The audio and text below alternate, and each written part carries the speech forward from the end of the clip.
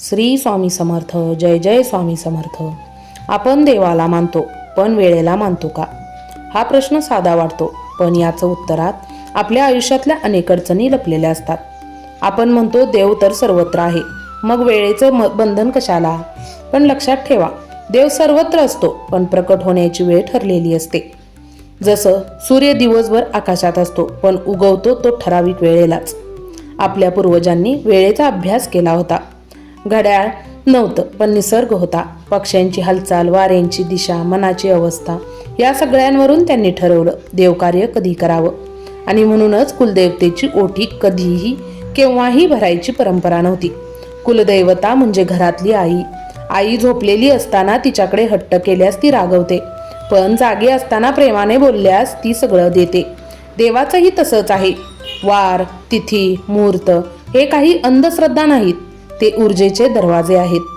ज्या वेळेला देवतेची ऊर्जा जागृत असते, त्या वेळेला आलेली किंवा केलेली ओटी थेट स्वीकारली जाते. पूर्वी लोक म्हणायचे, आईचा वार आला आहे. हे शब्द साधे वाटतात, पण त्यात हजारो वर्षाचा अनुभव आहे.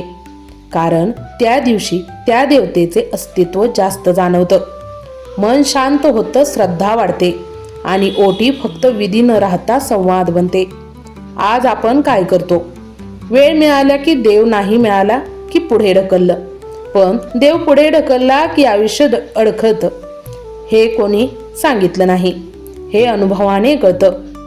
या व्हिडिओमध्ये आपण कोणताही अंधविश्वास पसरवणार नाही.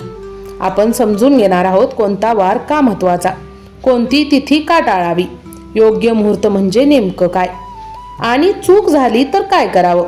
कारण माहितीशिवाय श्रद्धा अंध होते आणि श्रद्धेशिवाय माहिती कोरडी होते. ओटी का भरावी, कधी भरावी हे बघूयात. ओटी कधी भरावी? देवापर्यंत पोहोचण्याचा मार्ग फक्त श्रद्धेने नाही तर योग्य वेळेनेही मोकळा होतो. आपल्या शास्त्रामध्ये वेळेला फार महत्त्व आहे. कारण प्रत्येक वार, प्रत्येक तिथी, प्रत्येक क्षण एका विशिष्ट ऊर्जेशी जोडलेला असतो. आणि कुलदेवतेची ओटी योग्य वेळी भरली तर ती फक्त विधी राहत नाही, ती आशीर्वाद बनते असं म्हटलं जातं. पहिली आणि सर्वात महत्त्वाची वेळ कुलदेवतेचा वार असतो. प्रत्येक कुलदेवतेचा एक ठरलेला वार असतो. कोणासाठी मंगळवार असेल, कोणासाठी शुक्रवार असेल, कोणासाठी सोमवार असेल, तर काही ठिकाणी शनिवार देखील असतो. हा वार योगायोग नसतो. तो वार म्हणजे त्या देवतेचा जागा असलेला दिवस असतो. त्या दिवशी ओटी भरली तर ती थेट स्वीकारली जाते असं मानलं जातं. म्हणूनच जुन्या लोकांनी सांगितलं, आईचा वार चुकवू नको असं शास्त्रामध्ये देखील म्हटलेलं आहे. दुसरी महत्त्वाची वेळ सण आणि जत्रा.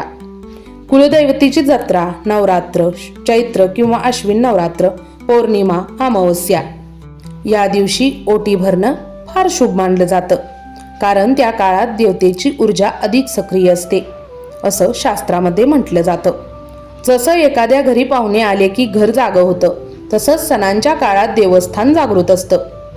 तिसरी आणि खूप महत्त्वाची वेळ म्हणजे आयुष्यातील महत्त्वाचे प्रसंग. लग्न ठरणं, लग्न होणं, नवीन घरात प्रवेश घेणं, नवीन व्यवसाय सुरू करणं, अपत्यप्राप्ती, मोठी अडचणीतून सुटका होणं, या प्रसंगी कुलदेवतेची ओटी भरली तर तो आशीर्वाद पुढच्या पिढीपर्यंत जातो. कारण त्या क्षणी आपण फक्त स्वतःसाठी नाही तर संपूर्ण कुटुंबासाठी देवाशी संवाद साधत असतो. ओटी कधी भरू नये हे खूप महत्त्वाचं आहे. हे ऐका, कारण इथेच अनेक जण नकळत चूक करतात. रजस्वला अवस्थेत ओटी भरू नये. अंत्यविधी झाल्यानंतर लगेचच ओटी भरू नये. सुतक असताना ओटी भरू नये. फार राग, अहंकार किंवा नकारात्मक भावनेत कधीही या काळात ओटी भरू नये. कारण ओटी ही शांत मनाने आणि शुद्ध भावनेने भरायची गोष्ट आहे. दिवसातील योग्य वेळ बघायची झाली तर ओटी भरायला सकाळची वेळ सर्वात उत्तम मानली जाते. सूर्योदय ते दुपारपर्यंत देवकार्य केल्यास ते अधिक फलदायी होतं. संध्याकाळी ओटी भरायची असल्यास सूर्यास्ताआधी किंवा दिवा लावण्याच्या वेळी भरावी. खूप उशिरा रात्री ओटी टाळावी. एक अत्यंत अशी गोष्ट सांगायची झाली तर ओटी ही भीतीपोटी भरू नये. असं नाही केलं तर काहीतरी वाईट होईल या भावनेने ओटी भरली तर ही पोहोचतच नाही. पण आज मन शांत आहे, आज आईला धन्यवाद द्यायचा आहे या भावनेने ओटी भरली तर ती स्वीकारली जाते. देव भाव पाहतो, सामान नाही. आजच्या काळात लोक म्हणतात आम्ही देव मानतो, पण हे सगळं करायला वेळ नाही. पण लक्षात ठेवा, देवासाठी वेळ काढणं म्हणजे आयुष्यासाठी शांती विकत घेणं असं आहे. तर कसा वाटला तुम्हाला हा व्हिडिओ नक्की कमेंट करून सांगा. हा भाग फार महत्त्वाचा आहे, कारण योग्य पद्धत नसेल तर श्रद्धा असूनही फळ मिळत नाही. लवकरच भेटू पुढच्या व्हिडिओमध्ये. तोवर काळजी घ्या. धन्यवाद धन्यवाद धन्यवाद.